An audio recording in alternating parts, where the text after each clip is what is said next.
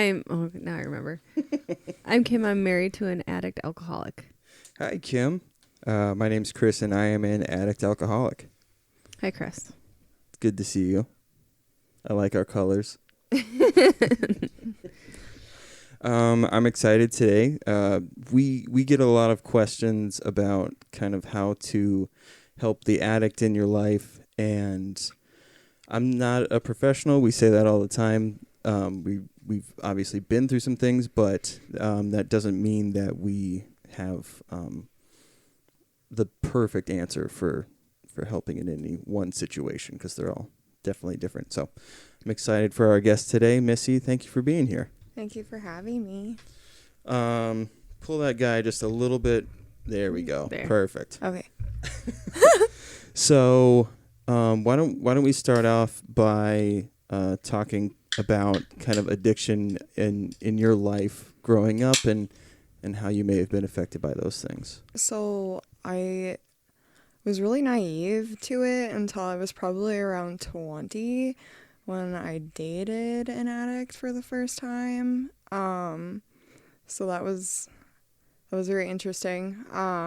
Unfortunately in a negative way, but also a learning way, which led to later, like a few years later, my brother started like using at the age of 13, and unfortunately he's still using, but he also, it's kind of like, he doesn't see an issue yet. Hopefully eventually he will, but he has been to treatment like 3 times before the age of 18. Oh, wow. It was really hard. It's still hard sometimes because I kind of avoid him because of my profession, and it's also hard to watch. Sure. I think boundaries was the hardest one for me with him because he's my little brother, Yeah. So, but I mean, I'm like grateful for those experiences too, because it kind of led me into the field that I ended up wanting to do. So. And what field are you going into? So I am an LADC, licensed alcohol and drug counselor, and then my long-term goal is to be a clinical mental health counselor, so I'll have a dual license. Oh, wow. Because it's very difficult to, usually an individual goes into treatment and you have to open up and tell your case manager, like, everything.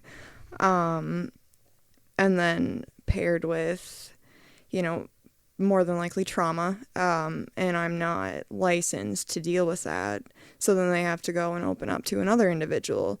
So that's hard. I just would love to be all encompassing for those people. Yeah. So, That's something that we talk about here all the time. When I was in treatment, what seemed to be the biggest underlying issue was trauma, and how people were able to cope with things. mm-hmm. And especially for men,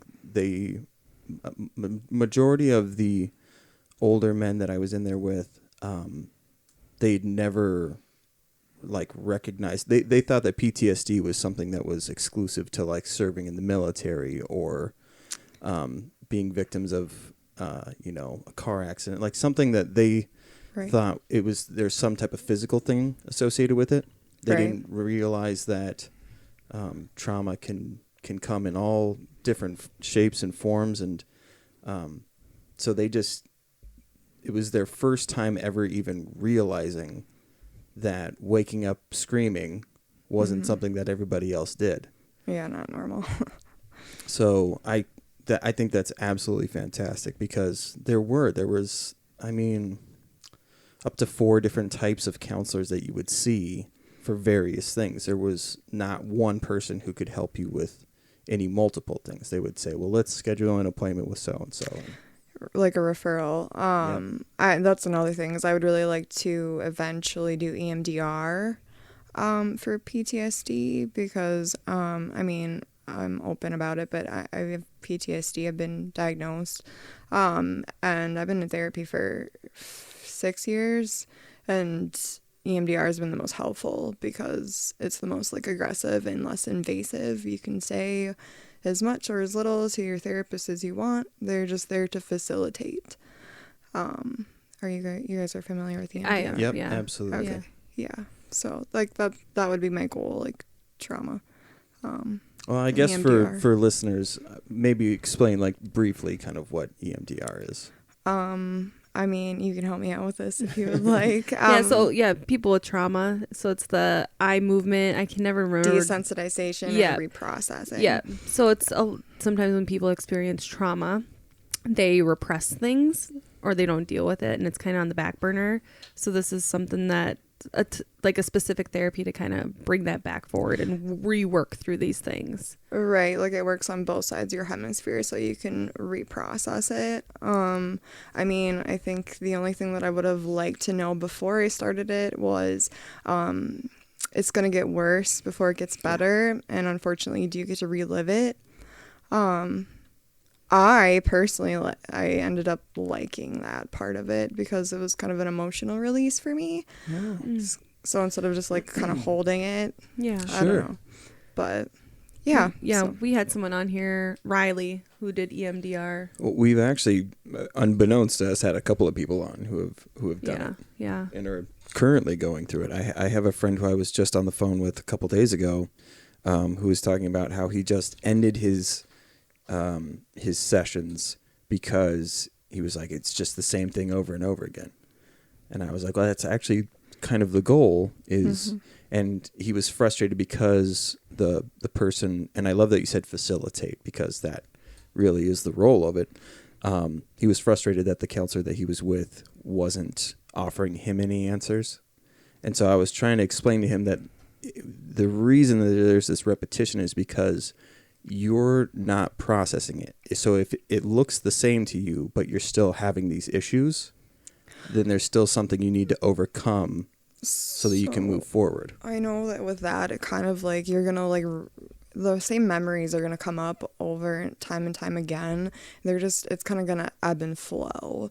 So it's gonna be really bad, and then you might revisit it, and then it might not feel as bad that specific time, and then maybe a few weeks down the road, oh, it's bad again. Like it just kind of, and eventually it does get better. One drawback, I mean, the positives outweigh the drawbacks, is that your memory during those time frames of trauma, I have a hard time remembering. Oh, sure. So, I mean, like there's like a 10-year span that I'm working on, and I can't barely remember it because, I mean, there's pictures, thankfully, of like, let's say prom. If there weren't pictures, I don't think I'd be able to remember hardly any of it. Wow. Which is like the unfortunate part, but it's the positives outweigh by far. And so, I mean, what was it about it that made you want to go into that field then? Because some people, they want to get through their thing and then be done with it. So, even from like a young age, so like I would say like 17, I always wanted to help people, but I kind of had in the back of my head like, oh, I would really like to be like a therapist or something. But in my head, I was like, well, I'm too messed up to help anybody, so I can't do that. Luckily, I got myself into therapy at a pretty young age, like 21, which is pretty young. Sure. And I just really liked it. Like my thought process on it changed because it's kind of like, well, I've got, things to draw off of. Obviously I wouldn't bring that to like my therapy sessions with my clients. But like, I mean, if it's relatable, I can be like, look, I kind of like know what you're going through. I just like really want to help people because there's so many people that are hurting, and like if I can help them through that, you know what I mean? Somebody help me. I'm still working on it. I'll always be working on myself, and think that that's good. I think everybody should seek therapy at some point. That's interesting that you say that because when I talk to patients about therapy, and there's still like that certain age range, like, and like older men that are like, I don't know. And I'm like, I think everyone in the world should have a therapist. And I think therapists should have therapists. There should be one person in our life who is non-biased, that doesn't know the people in our life that we can just release to and just talk to. And sometimes they're like, oh, okay. Like, I'm like, it's just someone that isn't in your life. It's not a family member. It's not a friend. Our friends can say they're unbiased, but they're biased. They're going to always choose our side or, agree with us. But it's nice to have someone that's not either. They're not picking sides either. They're just there to kind of work through things with you. So right. And I like that, like, I mean, if you're out of line, if it's a good therapist, they're going to call you on it. They're going to be like, no. Yeah. Well, and I mean, with people and the perception of mental health currently, like we're thinking that it's getting better and that things are changing and people are learning more. We still need professionals in those fields, though. Mm-hmm. Being somebody who's empathetic is good, but having a professional standpoint for somebody who, is dealing with BPD and they don't, like, your friend isn't going to be able to diagnose you and help you learn behavioral things to better yourself and move forward. Right. And same thing with addiction. We're getting better at viewing addiction for what it is. But just being a friend isn't going to be enough in most instances. They're going to need professional help. So it's awesome that you're going for that. So you were in college when you started to see kind of how addiction can affect people? Yeah. I mean, with like having like, I don't mind, like we talked earlier, like dealt with my own trauma. I mean, I know that when you're young, it does mess with your brain, and I think my friends were addicted to things, but like at the time it was just like a tunnel vision. Like I said, like now I can barely remember it. Like, in my head, I was still very young, even at like 21. So like being able to like see my brother go through that, but I recognized it pretty quickly because before my brother had gotten into drugs and alcohol, I had dated that guy, and so I like picked up on it and told my parents, like, you need to address this like now, and they didn't believe me. They were like, it's basically like a phase, and then eventually you ended up getting in trouble, as you do, you'll get caught eventually, and it just kind of, it spirals, and he wasn't ready for treatment, and he wasn't ready to be in recovery, and he's still not ready. Hopefully one day that'll happen, but rock bottom looks different for everybody. Yeah. So in your personal life, did your views on drugs and alcohol change? Did you stray away from drinking or anything like that? So I, around that time as well, actually, like, so, I mean, I've smoked pot before, and then, I've drank, and that's it.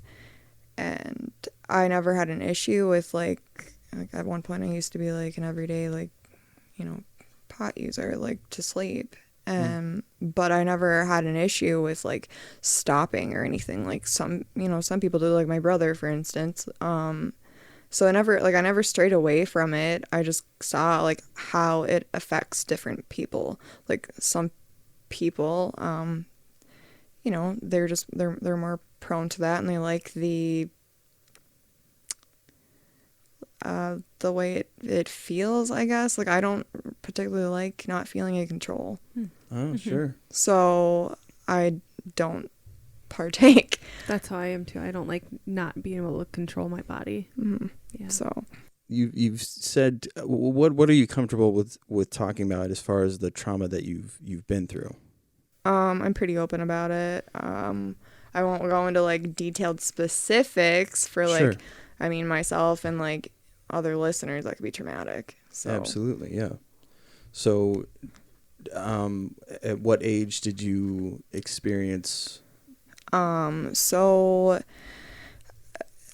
the timeline is really rough because with like one of my parents, actually, it was around the age of like 7, but it was like more emotional, just very emotionally detached.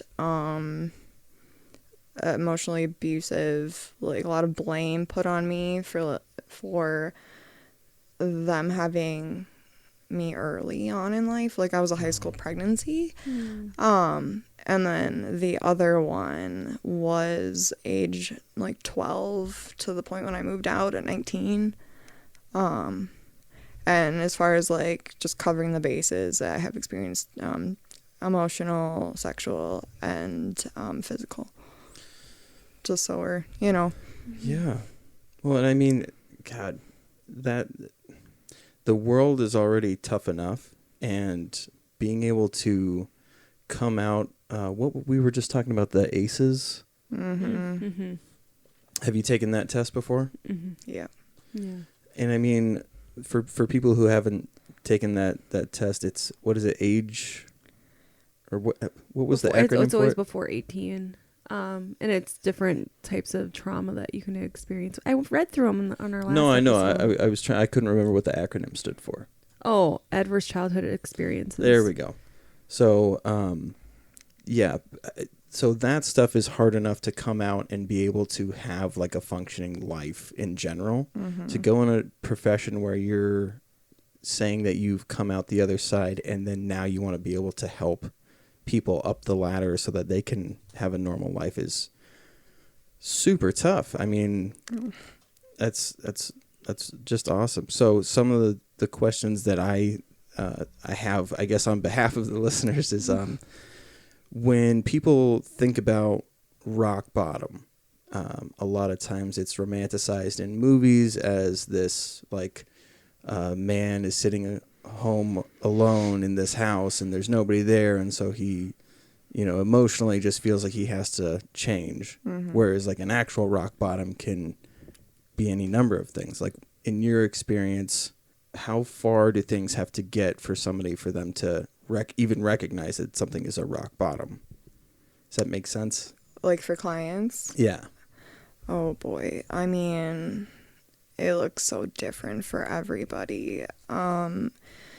It could be prison. It could be having their kids taken away permanently. It could be, homelessness paired with all of those things. And then sometimes even then, that's not it for them. Like, I mean, hopefully they, they come to their realization before they OD or something. I mean, that's like worst case scenario. Like, that's terrible. Yeah. Well, and even with OD, there are people that I met that OD'd like 9 times. So even that cannot be perceived as a rock bottom. It can just be a byproduct of their environment. They just say, yeah, it happened to Steve. It happened to me. This is just Right, but something that happens as users. I mean, usually, like, if you continue on, though, I mean, there's probably going to be an OD where you don't wake up, which is unfortunate, but yeah, it's part of the... Or just sustained damage. Like, you're shutting down organs and parts of your brain. Your memory begins to slip away. There's actual character changes that happen as well. You might not be able to recognize social cues. There's so many bad things that can happen, and with those things makes it even more difficult to perceive what a rock bottom is. So just to let people know, like, when you feel like you're not enough to be, like, how come I'm not enough for them to want to change? Those are examples as to how far addiction removes them from what actual consequences are. And so thinking that, you're emotionally not enough for them to want to change, it's not about you at that point. They're just so far, the addiction has taken them so far that they just can't recognize Priorities, yes, there we go. Yes. Your priorities get completely skewed, and those people become less important, and what becomes important is how can I get high, when can I get high or drunk, and everything else is just a byproduct. Nothing Nothing is as important as the substance. Going through that, like, how long were you dating that individual? Probably like 9 months, not super long, but I ended up like moving in with him and his roommate actually, and it like turned out he was like smoking meth like the entire time. Like I knew about like the weed and then the drinking. But I didn't know about that because like he'd been an addict for so long that was his level of normal, like functioning. And at that point, like I had never even been exposed to any of that.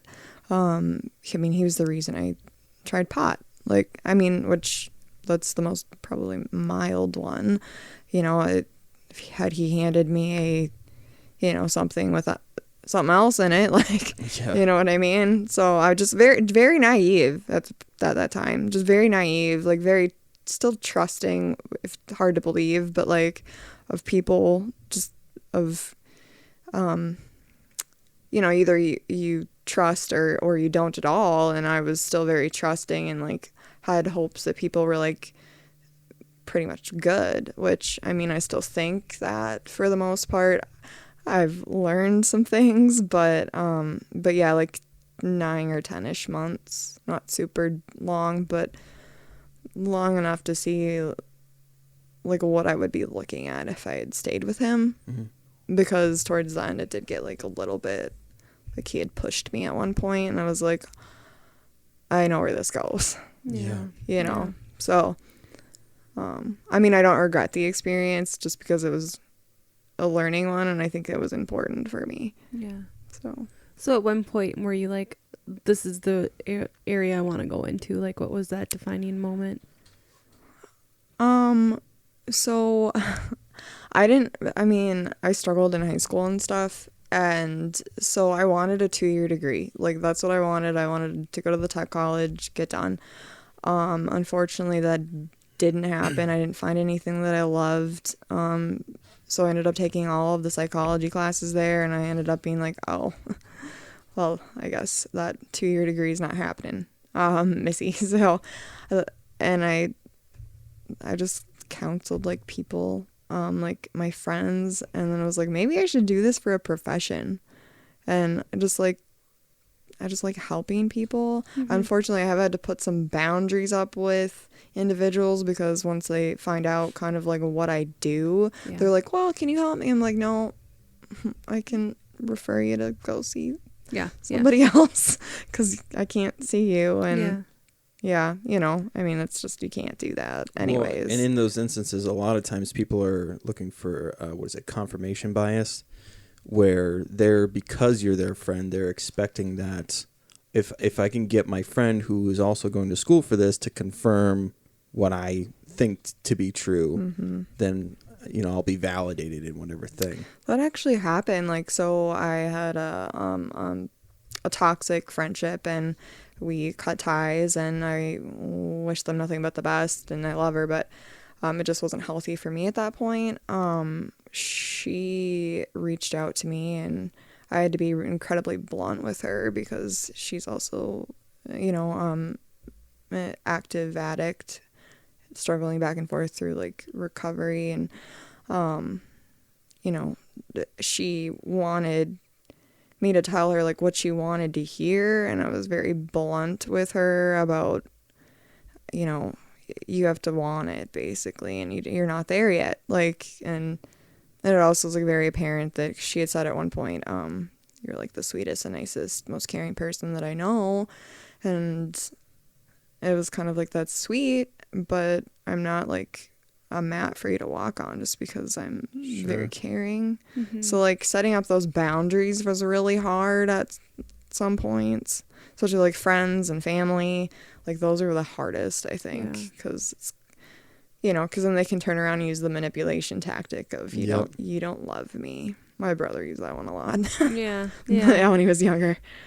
We had somebody on recently as well, who part of their addiction was an eating disorder. Do you see much of that in what you're doing currently? So I mean, most commonly it's seen with women. When I was younger, like I did have, I mean, I was never diagnosed, but I know that that's what it was. It was an eating disorder, and it was never about like it. For me, I know a lot of people focus like the number on the scale, like the lower you can get it, the like equates success. Oh, sure. It was more of like, well, this is the only thing in my life that I can control.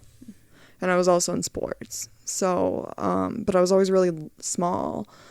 So it wasn't about that, but we see that a lot too. Like they're very like co-occurring. Like, I mean, it's the same, I believe I read it. It's on the same, oh my goodness, what word am I looking for? Basically the same like wavelength where addiction is in the brain is eating disorders, because it's all about behaviors. Is it those same receptors? Yeah, thank you. We're both just like I struggling was gonna say, you help me with the other word, I help you. It's Monday. And a holiday, remember? Yeah.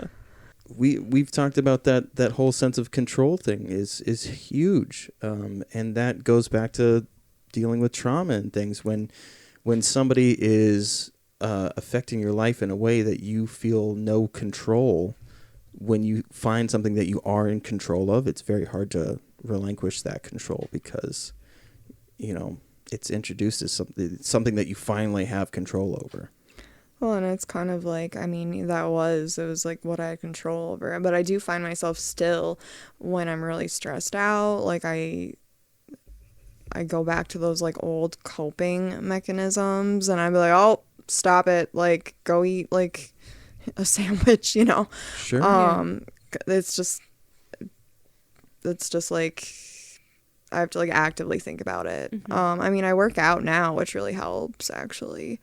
I mean, and it's really good for you and releases like stress, and raises those like dopamine and serotonin levels, which is good, like anti-anxiety meds, but without the medication. Yeah. One thing we've talked about too is people with treatment, unless it's court ordered, like you kind of have to go into treatment, wanting it. Oh yeah. Like people can't get forced, and because I work in the ER, and I deal with a lot of family members. We're like, no, you need to put them into treatment. And I don't think people understand it's a process. Like, it's not like in the movies where it's like, I'm going to go check myself in. It's like, no, it's a process. First of all, do they want treatment? Because if they're going to go into treatment not wanting it, they're not going to get anything really out of it. Right. Even if they're court ordered, doesn't mean they're going to get anything out of treatment. Half the time, those are the ones that know how to play the game. They sure do. Yep. Yeah. Yep. And then there's a process. You have to do a CD assessment, Rule 25, to determine. Yeah. So I think you want to explain a little bit. Do you do Rule 25s? Yeah. Okay. So do you want to kind of explain the process? Like if someone's coming to you saying, all right, I'm ready for treatment. Like what kind of is the process? I mean, Can I have you pull the mic just a little bit closer? Sorry. No, you're good. I think that more often than not, they are court ordered depending on the type of treatment. But so they just come in and say, like, I need an assessment done, which basically gets, your use history, frequency, like amount, like how long, family history, like, is there any addiction there? Was there any abuse? Was there any of that? And then based on the information, hopefully they're telling the truth. We can diagnose like what severity level they're at and what level of care that they need. And then after that comes a comprehensive assessment, which is essentially the same thing. It's just got some mental health aspects added in there. That's a little more in depth. I believe Rule 25 is like they're kind of making their way out. That's what I've heard. It's, I mean, the state, I believe, requires them if you have state insurance. But otherwise, like, I mean, we're essentially just doing a Rule 25 over again. But yeah, so that'll indicate on, do you need like intensive inpatient for like 6 months or and then it'll depend, like, how many times have you been to treatment as well, like how many, arrests and such. So. Sure. And I mean, what are you looking for? Like, what are signs that are positive indicators that somebody might be seeking treatment? Because there's a lot of roadblocks and people not wanting to admit their amount of use and things like that. But, like, what are some things that kind of make you hopeful that you'll be able to get somebody into treatment? You can usually tell if somebody's being honest unless they played the game a lot. Okay.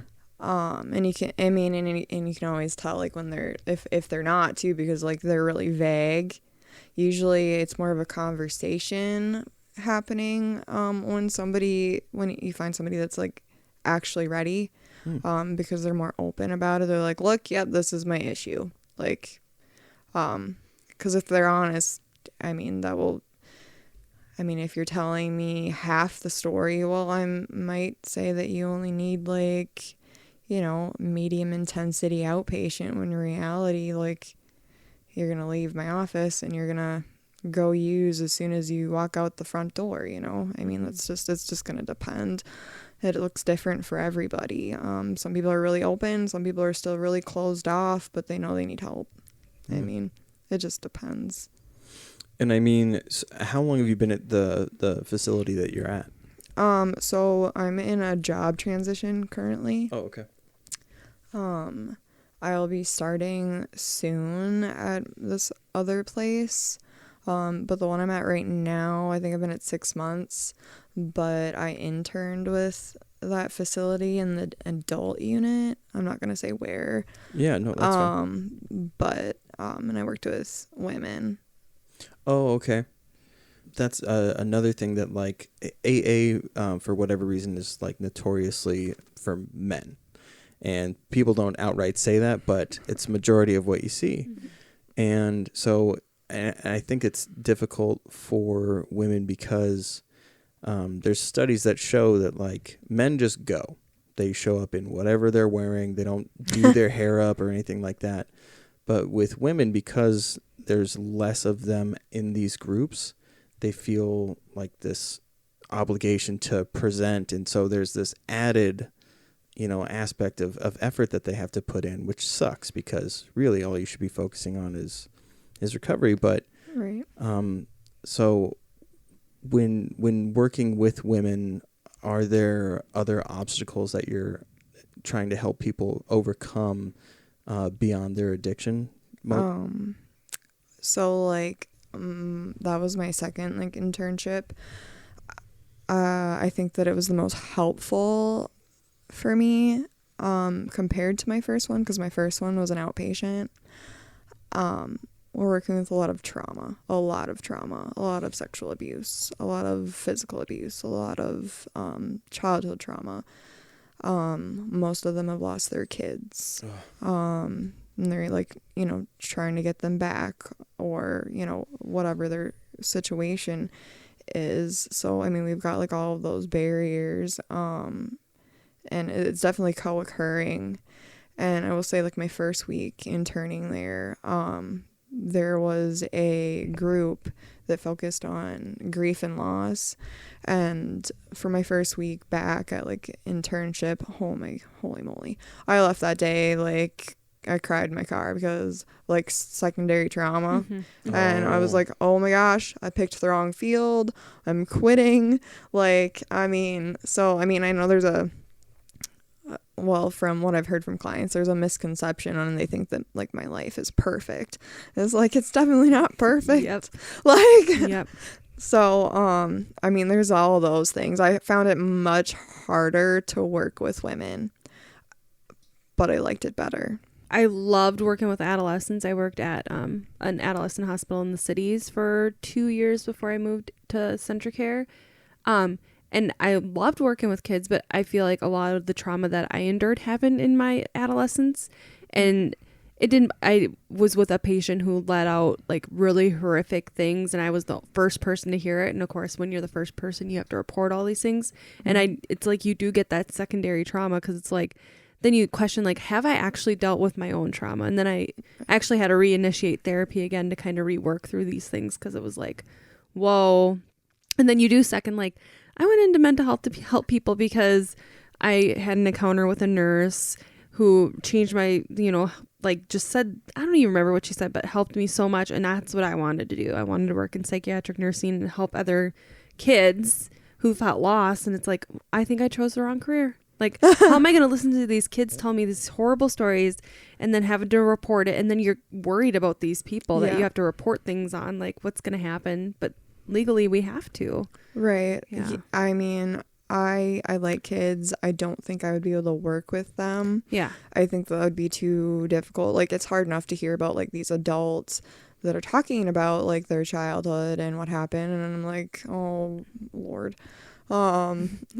Yeah, like that was my first week back, and I held it together really well, I thought, and then because there are facilitators, I'm an intern at that point, that they stopped me before I walked out the door. It was time to go. I was like, just make it to your car. And they asked, how are you doing? Oh boy, it was gone. It was done and over with after that question. You know what I mean? Yeah. I mean, it was, I mean, it was a good experience, but, So what got you to go back the next week then? I cried a lot. Yeah. if you want my real answer, I cried a lot and said I don't wanna, and gave myself that time. Luckily it was a Thursday and I didn't have to go back the next day on Friday. Yeah. So and I was also like at a peak point in my EMDR at that point, so that was like just double awesome. Yeah. I mean, it was fine, like, for a little while I'll say pout and just be like, I don't wanna, I can't do this, and then eventually mentally came around and be like, yeah, you can, you got this, like, you got this far, like, let's go. Yeah. Well, something that I always think about when I talk with people who work in the mental health field is you telling me about when you were in nursing school and one of the teachers asked who was going into mental health, and you were one of two people? Only person. Class of 32. What? Yep. I was the only person that raised my hand saying I wanted to work in mental health. That's I know. sad. It's so sad. And mental health, like, especially nursing, is such a revolving door. Like, it's easy to get into because a lot of people don't want to work in it. So people will come in and do their 6 months, get their experience, and then they move forward. So I was the only one that raised my hand that day. I knew I was going to go into mental health forever. Either I was going to be a psychologist or a psychiatrist, and then I'm like, I'm going to be a psychiatric nurse.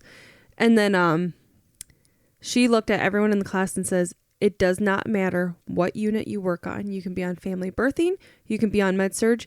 You will always work with a patient who has mental health diagnoses, and you're going to need to know how to treat them. Mm-hmm. And I was like, amen. Because then we did our birthing. So I had mental health and birthing in the same semester. And I went to the birthing unit and I was working with a mom who just delivered. They were not giving her Zoloft the whole time she was in there. She was in there for days and she was starting to decline. And I was the one that was like, why isn't she getting her medication? The doctor okayed her to have it while she was pregnant. Mm-hmm. Like, you guys haven't given it to her for 3 days. And now we're worried about postpartum. And they're like, oh, no one pointed that out. Exactly. Not to mention with the withdrawal. Yeah. So I'm like, and she was on a big, high dose too. It's like, see, we're on family birthing. You think that it's just about birthing a child. No, you're still taking care of everything. Someone, especially mental health after, birth. But yeah, it was very eye-opening for a lot of my classmates. Like, what? So we're not just going to look at surgeries and this and that. And it's like, no, like, one in how many people have a mental health diagnosis? Well, right. And it's kind of like, I mean, like the old medical model, like, I just can't. I mean, if like physically, like, let's say you're a really active person and you like broke your leg and you can't move around, like that can cause like depression. Yeah. If you're depressed, that can cause like other, it's just physical. Yes. Yeah. It's just, it's all connected. Like, we need to have a more like connected model. Like, I mean, you can't just separate them. That's not how this works. No. Like, No, I thought it was great that my teacher did say that, because it was just like, because everyone made, like, they didn't make fun of me, but they're like, oh, we're not going to have to compete with jobs with her because she's going to want to go into mental health. It's like, that's great. I said, but because I want to be there, that means I'm going to be a more compassionate person to these people. Well, right. Yeah. And And to think that none of you guys have ever struggled with any mental health and would want someone that also has had some, yeah. Yeah, and it's still very much stigmatized, It's unfortunately. And I don't understand that at I don't all. either. No.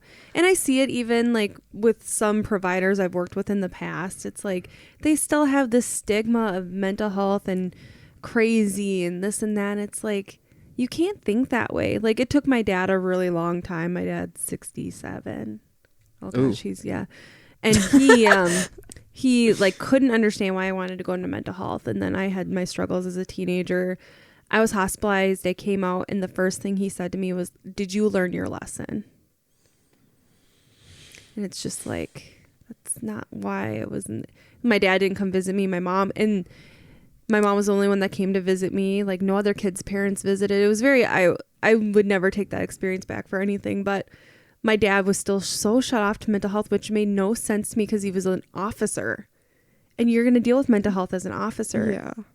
But as we've gotten older, like he's gotten more understanding. He's made comments where we've had conversations. I had a patient that I lost to suicide. Oh. And he would make like offhand comments like, well, that's one less person in this world. And it's like, that's not like, that's a family member. That's someone like, I was upset about the whole situation. Yeah, and so that's like... I had a family member that struggled with alcohol addiction. We didn't know that for years. Like we just thought her prescription meds were weird because she has severe migraine. I'm screwing this up.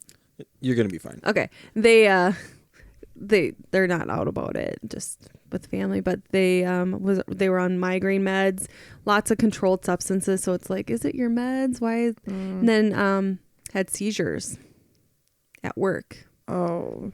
So that's when we found out. Well, we went to an ER. The doctor said it's just low blood pressure.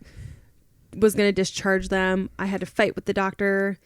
He still discharged her. Brought them to a different facility. And that's when the doctor walked in and was like, "You're going through the alcohol withdrawals." Well, that individual had a seizure in the car with you. In the car with me on the way to the other hospital. Oh my gosh. And I work with this provider often, and the way he just came in and just said, "This is what's going on." And I was so mad at first. I'm like, who does he think he is? That is not what's going on. And then I had to be the bad guy and have that person admit to that they were for years. None of us knew. And I think that had to also open people's minds about, alcohol and all that, because lots of trauma in childhood that was never worked through and never addressed. Yeah. Well, I mean, I was talking with a friend. It's been 2 or 3 weeks now, but hair on me or dog hair. Sorry. But well, I mean, first let me point out my friend Alex, who we are embracing in that beautiful photo right there. He's my best friend. But he had pointed out that when I was heavy in my use that I would often say, like, sarcastically say that I was an addict and that I had a drinking problem. And he would say, sure, you are drinking too much. But what's the other problem? What's the other thing that you're not addressing? And when he brought that up when we had him on here, it made me think more about, I can't think of a single person that I was in treatment with that didn't have something else, some other underlying issue. There were some people that hit it well for a little while, but then when it came to them having to share their story, it was like, oh, you just put on a really good front. And so when I was helping this friend a few weeks ago, he kept wanting to kind of, because we would do this thing where we would pitch what I call the darkness back and forth. We both have had really shitty pasts, and we just kind of would lob that shit back and forth at each other without any type of resolve. It would just be like, hey, isn't it crazy that we both went through this stuff? And yeah, it is. Anyways, I'll talk to you next week or whatever. So when I went and saw him physically, that's what prompted me to start to go, I get that you drink too much. I get that you're using drugs. But what hurts right now? Mm-hmm. And he kind of took a look at his life and was like, everything. And I was like, okay, so how do we get you to a happy and content place? What does happiness look like to you?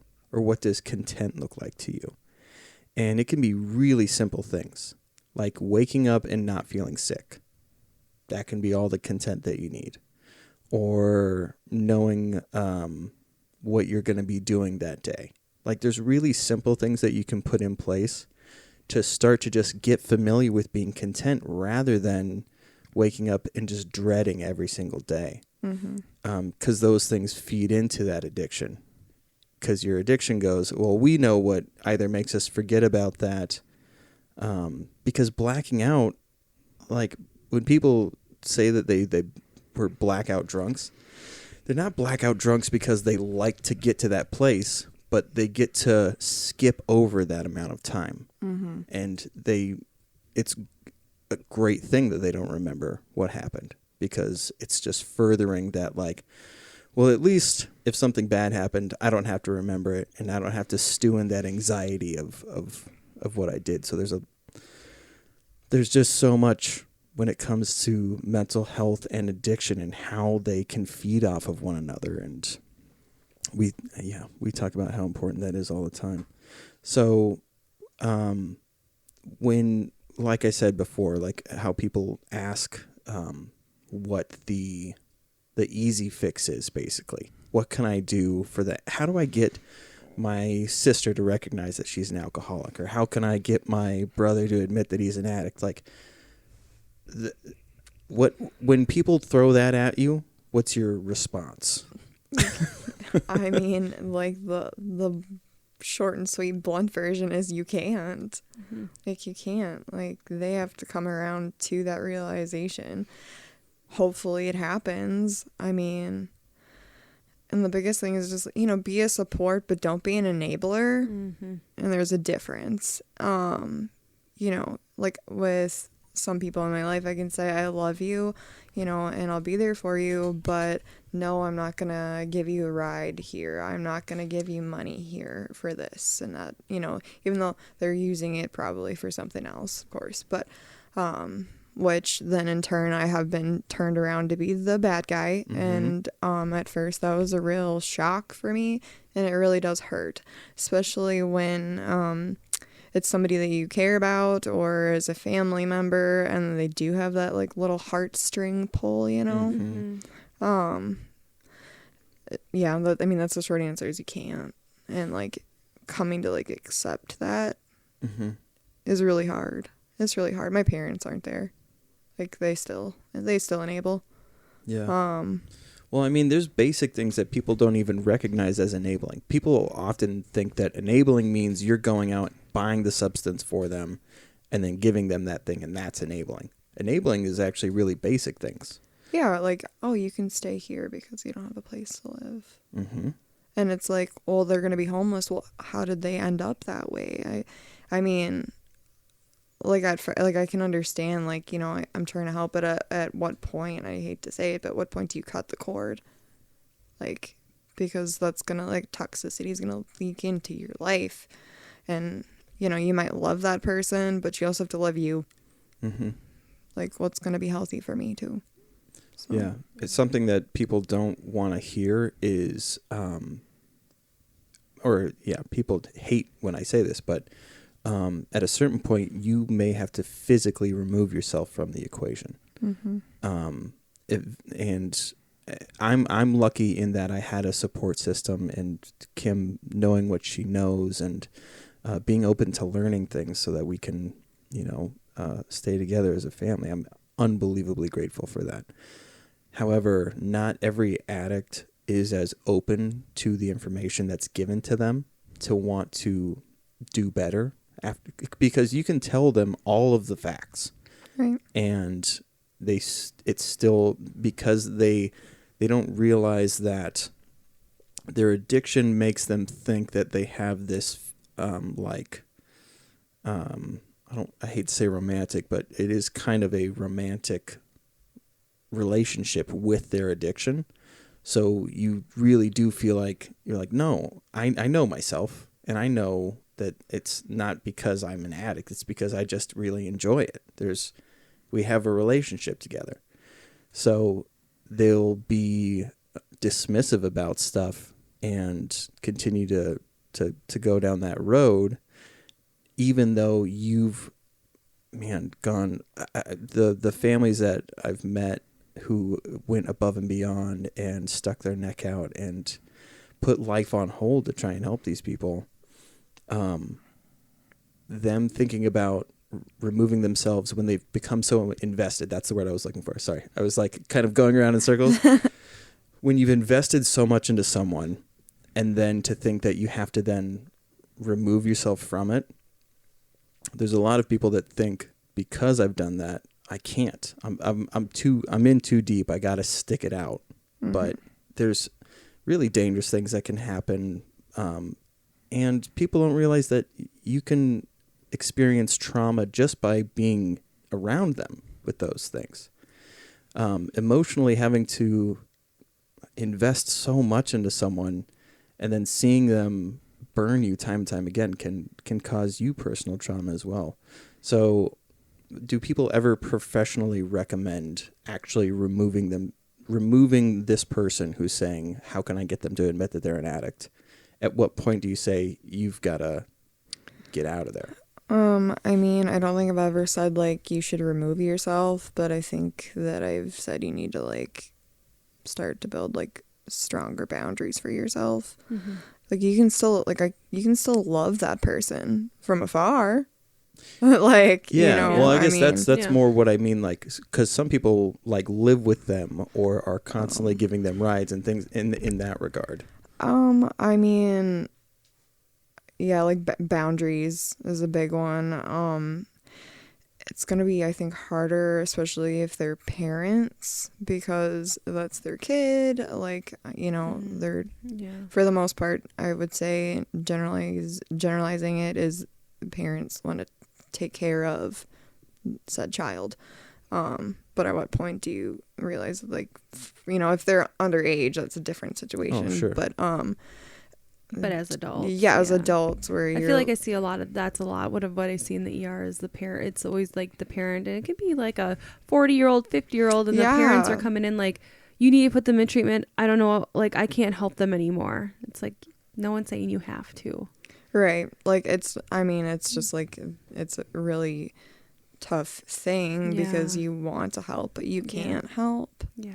And I mean, along with, like, the mental health side of that, I know, like, so there's a stigma with mental health, but then there's, like, an added stigma if you're an addict. Mm-hmm. You're a bad person if you're an addict. And that's not true at all. Like these are good people, but they're just, you know, they're driven by, like, addiction, and I need to feed that, and they're not thinking about, like, well, if I do this is going to hurt this other person. Right. I mean, you're not you when you're using. Yeah. Had you not been using, would you have done that? Probably not. And with that stigma, I had a patient tell me once that it doesn't matter if I'm telling the truth to the police about being robbed. And some of the stories you hear, you're like, I could see that actually happening. I don't think this is some delusional thought, because you hear these stories, you read things in the news, you're like, yeah. It doesn't matter how long I'm sober and I can prove that I'm sober. If I relapse and I tell the police that something happened, they will never believe me, even when I'm sober, because they will always classify me as a drug addict. Wow. And I'm like, and he goes, and I do not expect you to ever understand that. And that hurt. Like, it's because I don't. I bet I could walk up to an officer and say, I think that this is happening in my neighbor's house. They're doing these kinds of things, and that officer will be like, we're going to investigate that, not immediately take me to the emergency room and say I'm a delusional person. Right. Yeah. But because someone has a history of anything, and it's like, that stigma is so much there. And the fact that this person said, doesn't matter how long I can prove I'm sober, they'll never believe me. I'm like, wow. Yeah, I can I've heard some stories that are very like, what? Yeah. Man, that's, I mean, people, the addicts that I'm in recovery that I still communicate with, that said a lot too, is that when somebody relapses, they treat them, it is almost like a criminal. Like, they're like, of course you would, because you've done this in the past. Like, it's a bummer to think that rather than somebody saying, what was it that made you want to do that? Mm-hmm. They just immediately go, you fucking addict. Of course you're going to, and so this is just going to be forever. Why care at all? Well, and relapse is part of recovery. I mean, it's like almost unheard of to hear of like somebody that is like in recovery that didn't relapse on their way there, or, oh, I've only been to treatment one time. That's not the norm. Like, not at all. Yeah, it's 5% is like the highest statistic right now as far as people who go through recovery and don't relapse. It's an incredibly low number. Yeah. Which, I mean, doing this podcast is something that on a weekly basis, at least once a week, that forces us to assess where I'm at and to make sure that we're doing what we can to make sure that doesn't happen. And it scares the shit out of me. Like, before I even left treatment, I remember Kim and I talked. Those were like the biggest fears that I had. Was everybody? There was one other person that hadn't. I lied. 2 people that hadn't relapsed, and we were like, how do we protect ourselves once we get out of here? How the fuck are we gonna stay safe? And that was something that I was really worried about. And I don't know if I've said this, but like, I don't want to admit that relapse is like something that could happen to me, because I want to act like it's not an option.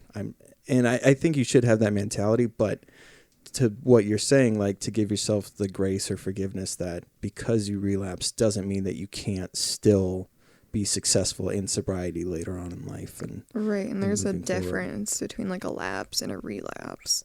Oh. Like, a lapse is like, okay, you're DOC. I had a drink. Okay. I got drunk today. Like, a relapse is like, you're just, balls to the walls, basically back to where you were. I mean, people come back from a lapse. It's the relapse that usually ends them in like, they probably have to go back to treatment or whatever. That's interesting. So I guess, I'd kind of forgotten about the distinction between a lapse or a slip up versus an actual relapse. Right. Well, that's interesting. That actually kind of makes me feel better thinking of it in that regard, because I do, when I think of like, if I have a drink or if I allow myself to do XYZ, that I don't have, I'm incapable of moderation. Mm-hmm. And that's like with all things, like energy drinks, even water, like I just like have a compulsion. Yeah. Right. Yep. A very compulsive. And if something's there, I do it kind of thing, or We just threw all the candy in our house away yesterday because he couldn't control how much candy he was eating. I mean, there's a reason I don't have chips in my house. I'll eat the whole bag. Yep. It's a thing. Like, Yeah, I mean, it's a, yeah. And I mean, I'll say like it kind of sounds maybe weird. It kind of makes me happy that like before you left treatment, you were scared, because like it's the cocky ones that are like, I got this, like I'm recovered now, that relapse. If you're scared, that means like, that like what you have to gain from sobriety and what you're getting versus like reaching for that drink is better, because I already know, it's unfortunate, but that the people that are like, yep, I got this, you just made a life changing decision and you've only been here for 4 weeks. I mean, you know what I mean? Like, half of the problem, I think, is the system's broken. So you can't just, like, go into inpatient treatment, no substances, no outer world, like, contact with, like, you know, people on the streets, and then, you're sober, we're gonna push you on out into the world that you just came from and expect you to be successful on your own.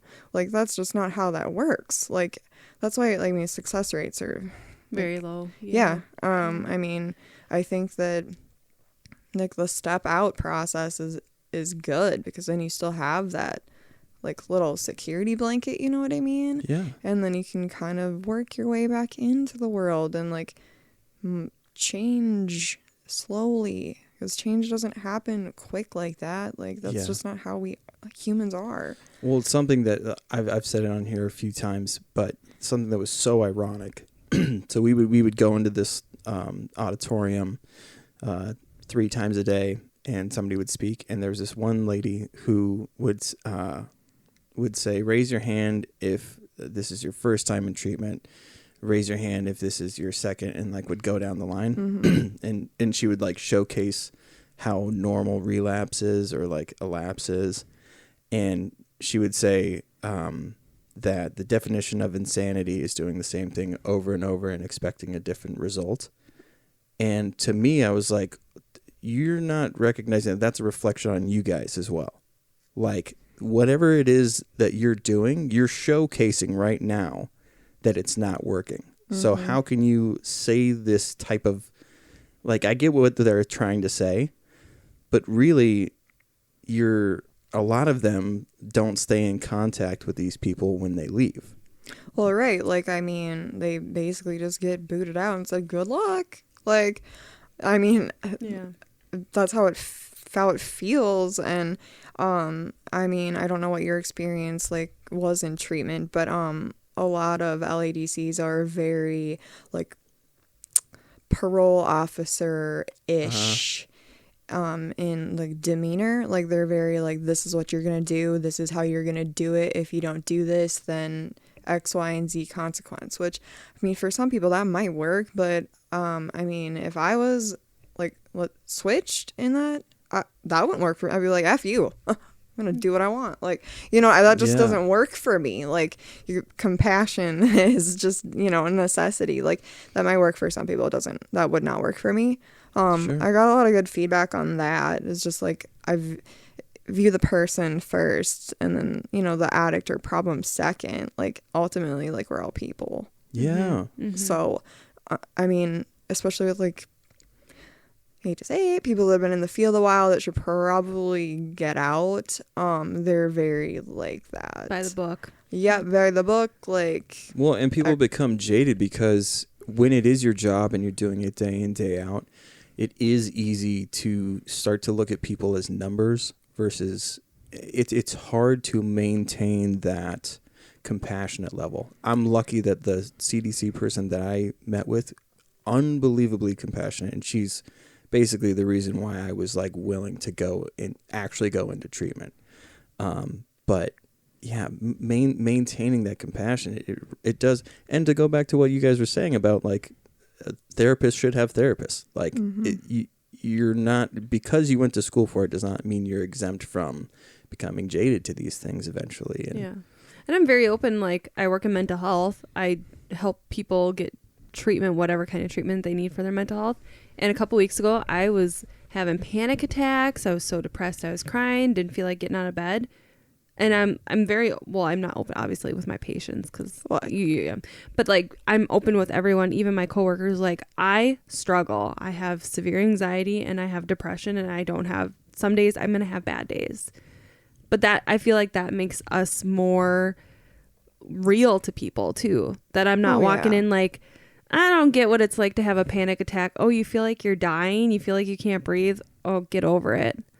Like, right. No. So I feel like that helps, like, when, especially, like, family experience and seeing things like that, it helps.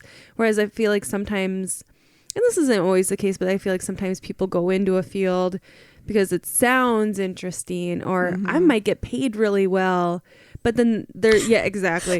But there's not that compassion there. It's like, cool, I have these many assessments I need to do today. I don't want to sit and try to get to know you. I'm just going to answer the questions and that's it. I don't want to know a whole lot about your life. My gosh. If that was I'm a nosy bitch, okay? Like, like I want to, like, I mean, I feel like you can't be a curious person and, like, you have to be curious about other people in order to, like, want to hear, like, so tell me about all these terrible things. Yeah. Like, I mean, I don't want them to tell me terrible things, but I mean, they didn't get in my office because they were, had an easy life, but I know, like, most of them, like, medication, like they're on medication for like anxiety and such. And I do think that, because I mean I've got anxiety and depression and stuff, one thing that I wish I would have been more educated on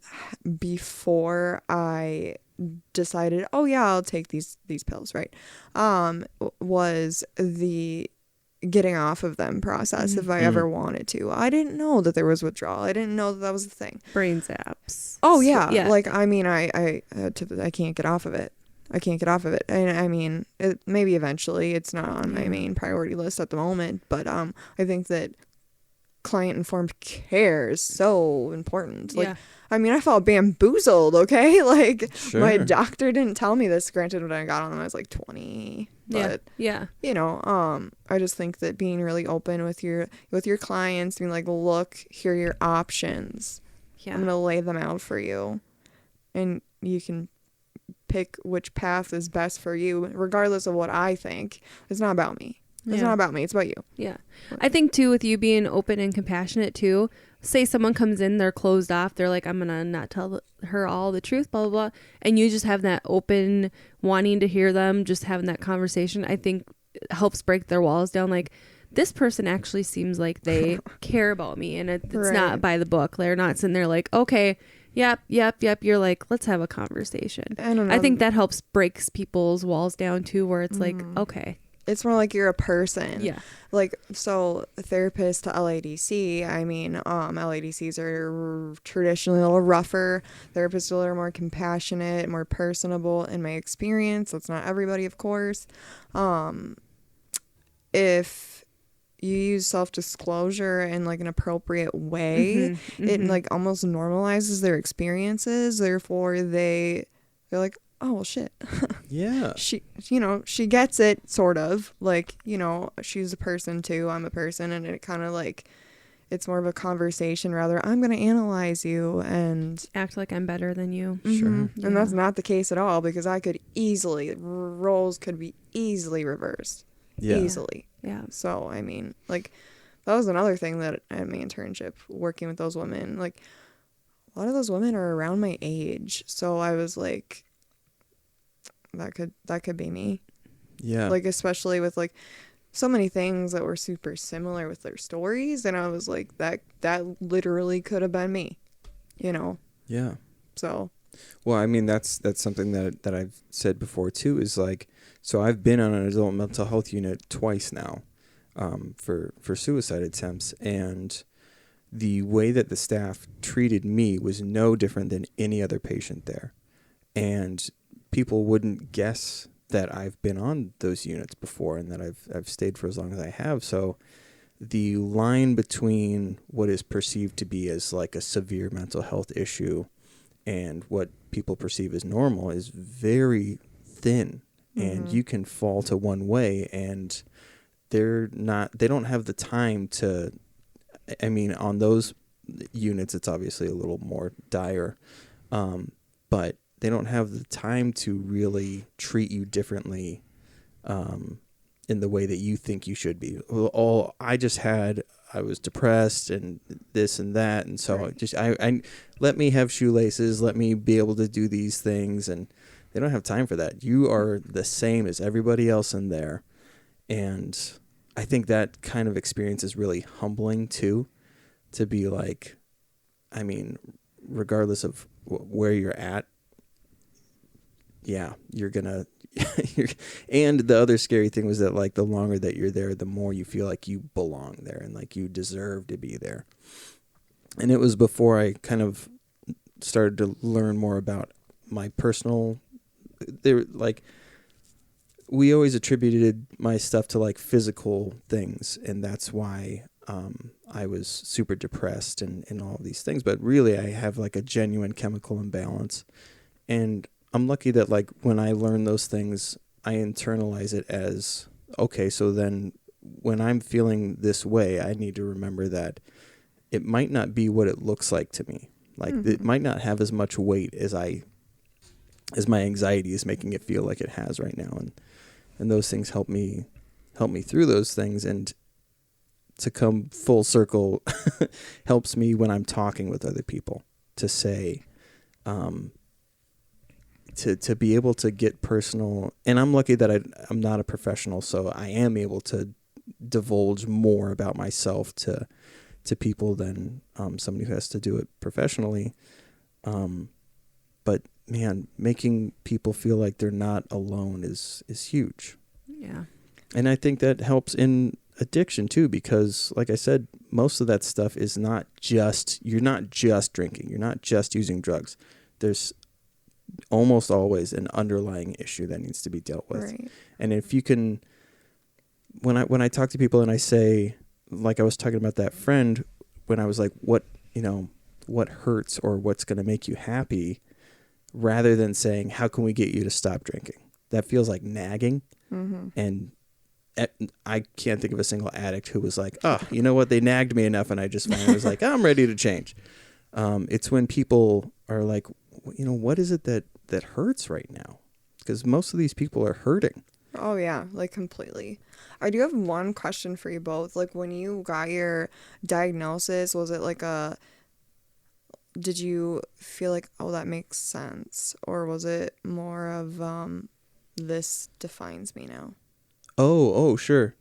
Chris he's a different kind of person. Like, from the patient, not like in a mean way, but like then the patients I've dealt with, because a lot of times they do get that diagnosis and they're like, okay, this is it, this is my rest of my life, this is this, where Chris looks very scientifically in it, and he's like, well, that explains why I've done this and this and this and this, and then he doesn't throw it out like, well, I have this disorder and that's why I act this way. He's like, but okay. I used to be that way. Like he used to, until he went to treatment. Yeah. So when people would throw things at me, or when I would, almost like a hypochondriac, but wait, is that the right word? Yeah, hypochondriac, but like for mental health, I would look at stuff and internalize. Like I cried when I found out that I have astigmatism in my eye, like, which is so common and so not crippling, but I would put so much emotional weight on things. Where when this stuff started to happen, for some reason, rather than it having some type of, I don't know, like. I just asked because for some clients, it's very like, this now defines who I am. Pull that a little closer. Better? Yeah. Okay. Well, for some clients, it's like, this now defines like who I am. For me, it was like, oh, well, that makes sense. Like it was, at first I was very like, because I had never been to therapy before, I didn't know that she was like secretly diagnosing me. Sneaky little person. But and she was like, well, you have this and this, and I was like, well, what does that mean? Well, full disclosure, so I have major depression, ADHD, anxiety, and Cluster B traits, alcohol use disorder, severe, rule out bipolar disorder, but the doctor was like, he needs to be sober for 6 months to Determine. Which you probably understand with the bipolar. Well, and the stuff that I've learned about bipolar disorder, and obviously there's a wide array of what that can mean for. I can hear that. I'm sorry. I fidget. I can't help it. But when I started to learn what that meant, because I would go, well, and like codependency issues, there was a lot of like self-righteous tendencies, and these things where I would feel like I had to white knight my way into scenarios, and people would agree with me because I feel so passionately about it. When really that's just a part of who I am. I may feel strongly about these things. That doesn't mean like I'm some type of savior that can actually go in and change those things. And so that's a part of, I mean, we've said it a few times that I need to go in to get like an official diagnosis, but when you understand those things start to change and become less aggressive too, I feel like. Does that make sense? I mean, I think I know kind of what you're saying. Like the side effects or the traits of whatever that diagnosis is. If you're able to accept those things, I think that they're less intense. Okay, yeah. And I also think that, like, I agree with you there. And then realizing that that's not going to be, that doesn't define you and you can still change it. Yeah. I mean, for me at first, it was just like, oh, well, this is who I am now. And then over time, it was like, oh, well, this is why I do that and this and the other thing. And it was more about like understanding. And then the fact that, I mean, yeah, I have a PTSD diagnosis, but that doesn't mean I always will. Oh. So, I mean, once you work through it and address all those things, like some things might stay, like for instance, like if I'm at a store, I know where all the exits are. Oh. I know where all the exits are. Okay. Like, I've never like met anyone like on a date that I didn't drive myself. Like, I mean, I'll be honest, I texted my friend your address just in case. Sure. Like, I mean, it's just like, and these are things that like you don't really think about. They're just kind of like, but those things I don't think are a bad thing. No. It's like the hypervigilance, like with the anxiety, that becomes a bad thing. Yeah. But those are like good things because like, well, what if? That means your fight or flight's just activated then if you're Yeah, right. I mean, unfortunately, it's like always activated to some extent. Then it exhausts your body and your brain. Yeah, which is why like I also work out because like if I can tell I haven't worked out in like a couple of days because like my anxiety's a little bit higher than normal. Like it's tolerable. But like it helps. Yeah. Gets that, fight or flight thing out. Yeah. Well, yeah, So. and not a lot of people are familiar with the phrase catastrophizing. But Oh yeah, oh gosh. Oh god. Yeah. I do that with everything. 0 to 100 in my life. Everything's like, we had an issue with the dryer a couple months ago. Well, it broke. Now we have a new one. But a couple months ago where I thought I smelled gas. And I'm like, yep, the house is going to burn down. Oh my gosh, I do that. I went from the dryer smells funny to now our house is going to burn down. So I had to go test all the carbon monoxide detectors. Like, well, if there's a gas, so it's like, that's how my brain works. I'm always 0 to 100. Oh no, yeah, no, I have to, especially if I'm like anxious about like other things. It's like, oh, I'm gonna die because of X, Y, and Z. I have cancer. That's far-fetched, but you know what I mean, like there are people that do that, and it's more commonly referred to as making mountains out of molehills. Right, but you said the big word catastrophizing, which is you look at one small thing and then your brain very quickly goes to the worst possible outcome. I know, and it just feeds your anxiety. Yeah. And then everything else the rest of the day is like, yep. Like car issues that I go from 0 to 100 with anything with cars. Like, oh, my car's going to break down. I'm going to need to buy a new car and I'm going to have a higher car payment. Well, maybe that's why I was so afraid of relapse when I was in treatment. Now that I think about it, is to me, relapse is the worst possible because I was hospitalized. I was thrown in treatment. So 34 days of. So you were hospitalized for 6 days. I was in there for almost 8. Oh, okay. So and then he came home for about 2.5 days, and then I drove you to Hazleton on that Friday. And I was there for 24 days? 26 days. 26 he was days. Supposed to be there 28 days, and then COVID hit hard. Oh, no. Towards the end of it.